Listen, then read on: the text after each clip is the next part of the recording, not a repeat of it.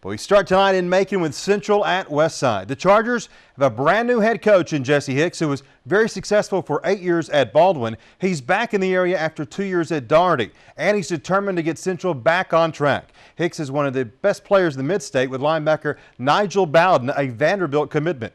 Westside trying to get back on track as well after their first non-winning season in school history last year. Here we go. Let's head back out to North Macon and head to Ford Stadium for our first highlight of the season, the Chargers and the Seminoles. Here we go. Let's take the action. There's Jesse Hicks in his debut and getting a little swig of water there before the game. All right, let's kick off the season. Now, that's good video right there, boys and girls. I got to give Westside credit on the banner. Different coach, same old Central. Ouch. That hurt right there. How about some good defense by Westside? Jalen Lawrence, number 71, with a nice play there. And Westside would get it back, but they would have to punt. Watch this. It's a good punt. And the Chargers drop it. Oh, man. Westside jumps on it with a big turnover on the Central 3-yard line. 2 plays later, Daniel Hall would do his job as a running back and run it into the end zone. How about a touchdown? Here you go. First one of the year. PAT would be good, and the Seminoles have the early 7-0 lead at Ed DeForest Stadium. Central again. Here's another play. A little tricky. Watch it. Punt and another turnover. Eric Marshall with a block punt, and Westside gets it back again. And the Seminoles don't waste time at all. Here's the handoff to Daniel Hall. Guess what he's going to do? Left side, he's going to score in the touchdown, and Westside would be up 14-0 in the first quarter, and they would go on to roll over Central tonight. 69-7 was the score we had.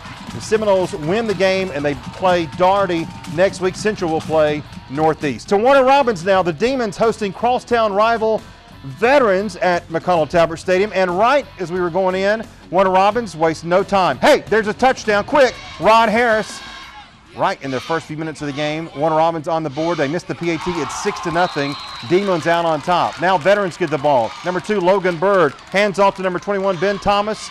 Then Logan fires a quick pass to Malik Broughton for another short gain.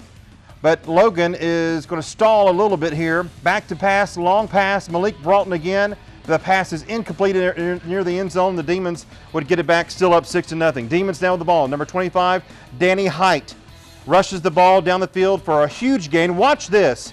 He's going to be brought down, but all the way to the 25-yard line near midfield, pushes down one of the Warhawks and gets down to about the 25-yard line. Great run there. The Demons, number 9, Caden Johnson, fires the ball downfield. DeAnthony Mack carries it and makes a nice run before being knocked out of bounds. Then Mack again gets the ball, running, makes a nice run, but the Demons are unable to bring it home for the touchdown there. And it was still 6-0. Real quick, the Demons would manage to get on the board as D.D. Wright would take this for a touchdown, and Warner Robins will run all the way for the victory. 29-0 the score here as the Demons start off the season with a victory over Veterans.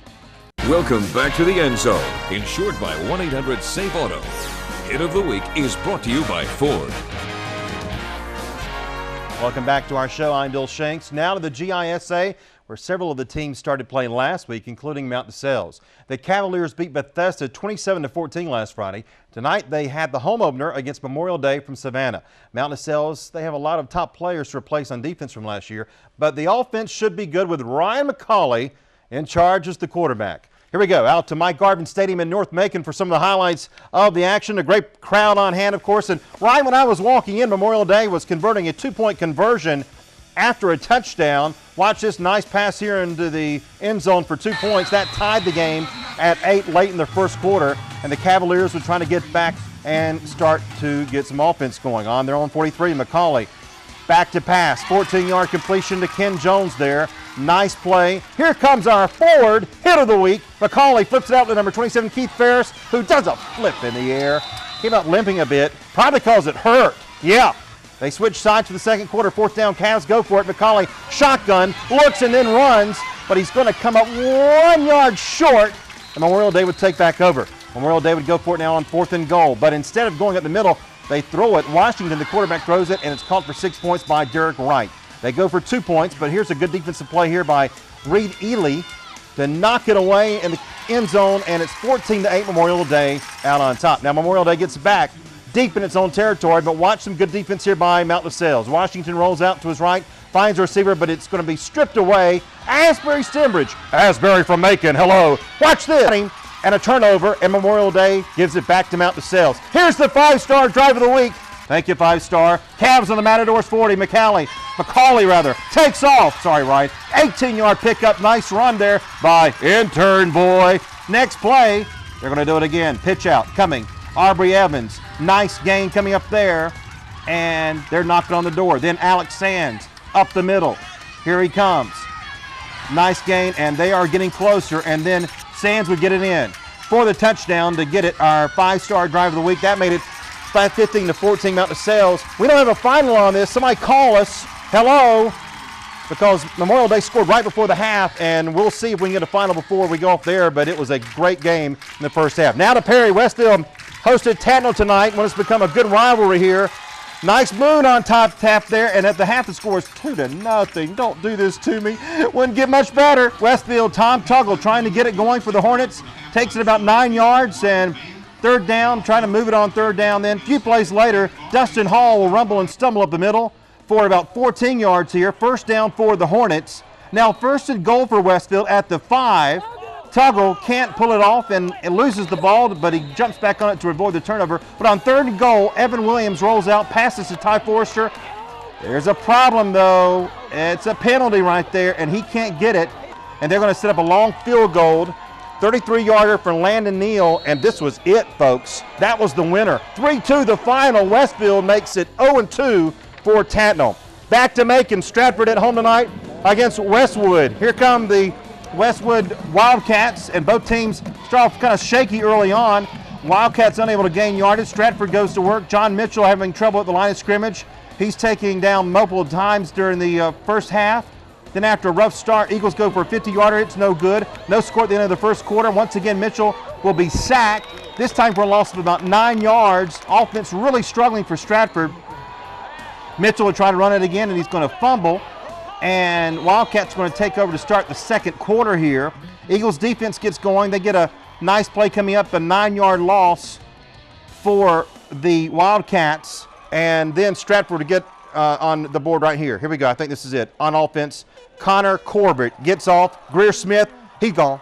60-yard touchdown, and Stratford wins 17-0. Westwood had a 27-game winning streak, and it is over as the Eagles start up with a victory. Welcome back to the End Zone, insured by 1-800-SAFE-AUTO. The game of the week is brought to you by the free 41 First Alert Weather app. First, and we mean it. Okay, we've got the score thanks to texting.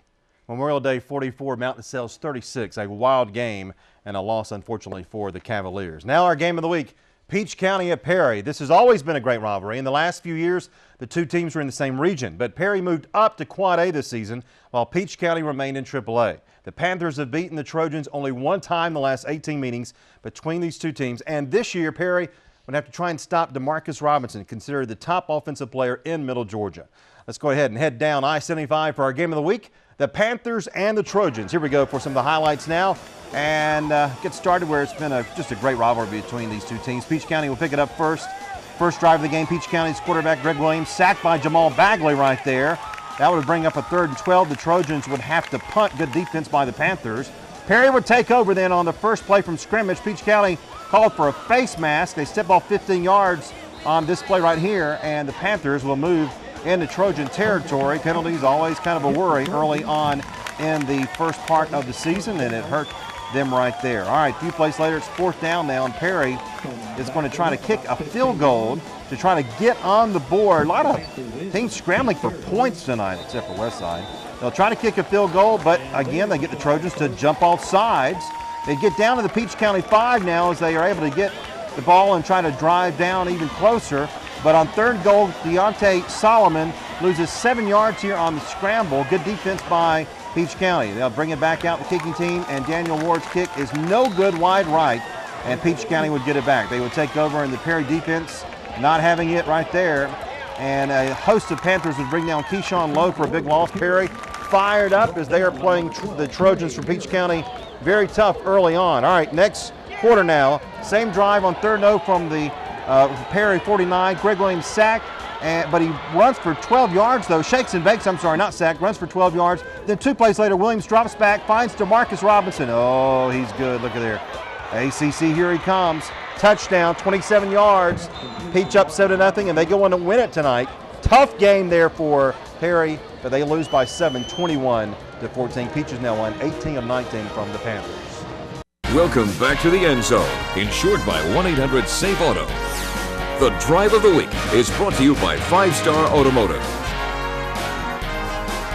And don't forget to join me every weekday afternoon from 3 until 6 for the Bill Shanks Show on Fox Sports 1670. And, of course, in Macon online at foxsports1670.com. Plus, check out the morning show with Charles Olson and Daniel Shirley every weekday morning from 7 until 9. Tomorrow morning, the Saturday scoreboard with the legendary Bobby Pope.